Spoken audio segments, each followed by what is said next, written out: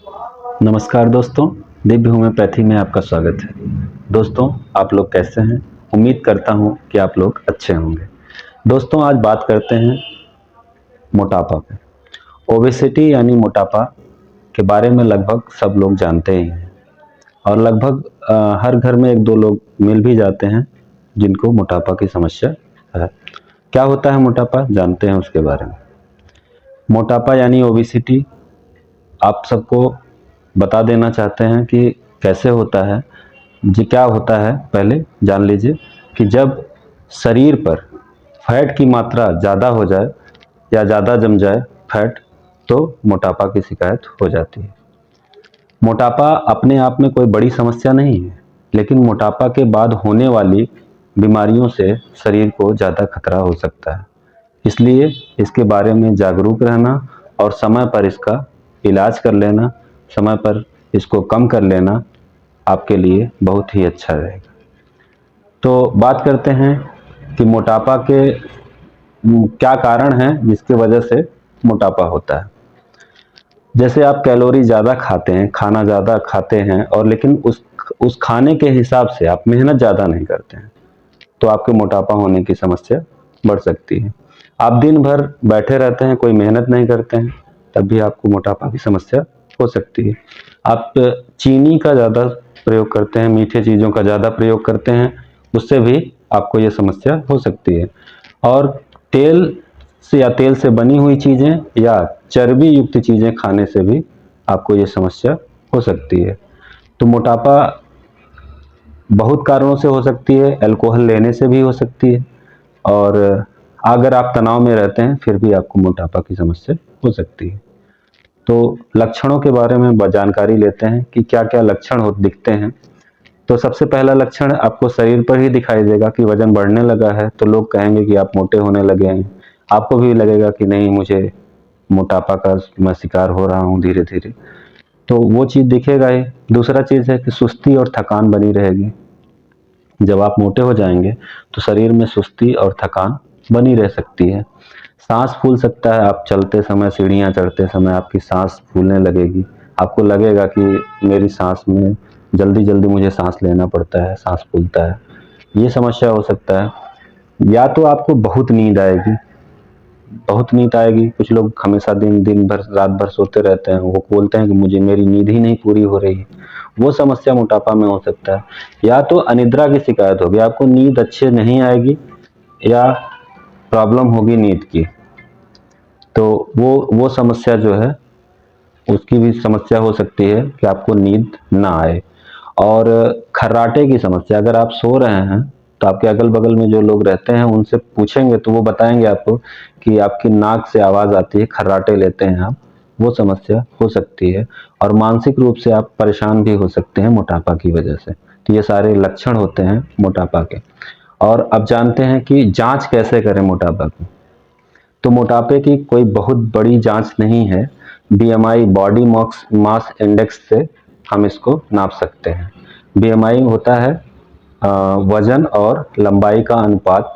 लंबाई के अनुपात में शरीर के चर्बी को नापते हैं, तो उसका नाप करके हम बीएमआई नाप ले लेंगे तो हम उससे स्पष्ट कर सकते हैं कि मोटापा है कि नहीं है।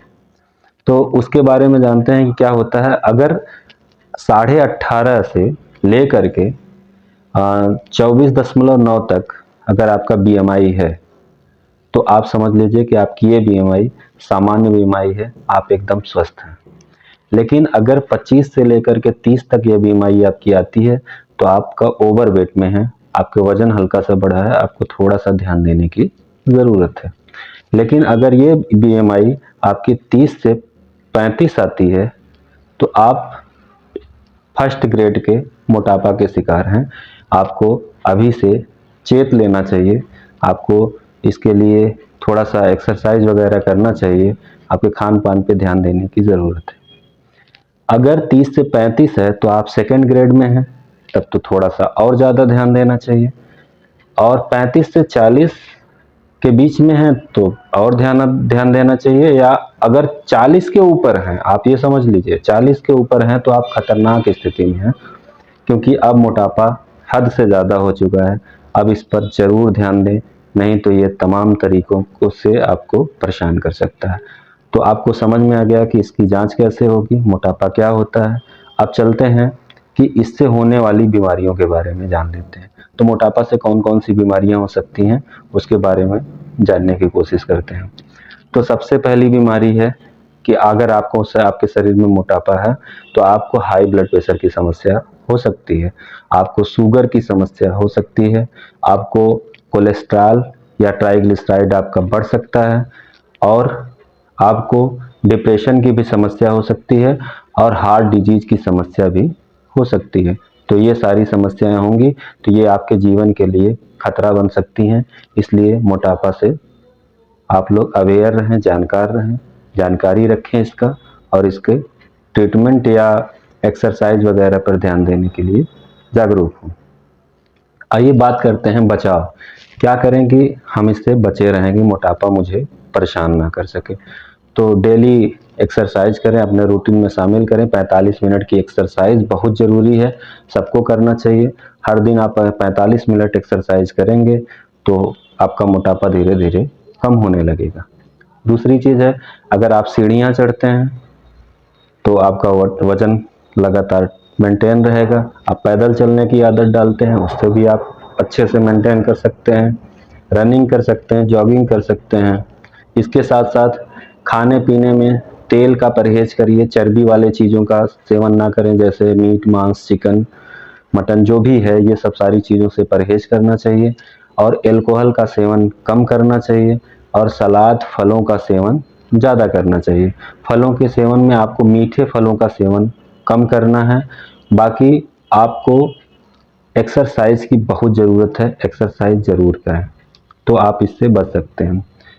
रही बात अब इन सब के बाद, कुछ अगर एक दवा है होम्योपैथ में जो बहुत कारगर दवा है, उसकी ज़रूरत आपको पड़ सकती है। वो थोड़ा सा लेंगे तो आपको इसके रिज़ल्ट में, जो आप वज़न कम करना चाहते हैं, इसके रिज़ल्ट में आपको बहुत अच्छा रिज़ल्ट मिलेगा इसको लेंगे तो। आइए उस दवा का नाम जानते हैं। उसका नाम है कैलकेरिया कार्ब। 30 पोटेंसी में आपको लेना है, दिन में 3 बार लेना है, 15-15 बूंद इसको लेना है। हाँ, कैलकेरिया कार्ब एक बार और सुन लीजिए, कैलकेरिया कार्ब 30 पोटेंसी में लेना है, दिन में 3 बार लेना है, सुबह, दोपहर, शाम आधे कप पानी के साथ लेना है। तो दवा भी आप समझ गए होंगे। दवा लेने से पहले आप अपने नज़दीकी होम्योपैथ डॉक्टर से भी सलाह ले सकते हैं। और जानकारी अगर अच्छी लगी हो तो वीडियो को लाइक करें, दोस्तों तक शेयर करें, चैनल को सब्सक्राइब करें, और कमेंट सेक्शन में कमेंट करना ना भूलें। जय हिंद।